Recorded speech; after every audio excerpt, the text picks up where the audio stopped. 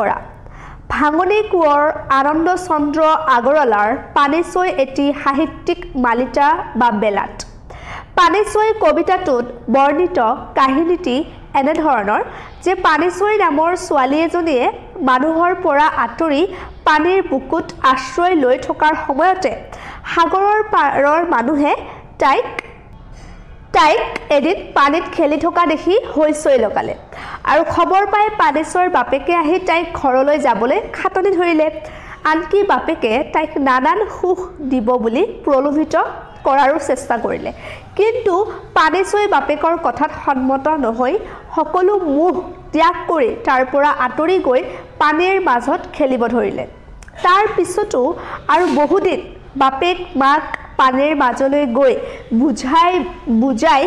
বঢ়াইও পানেচৈক উভতাই আনিব নোৱাৰিলে কিন্তু এদিন পুৱাতে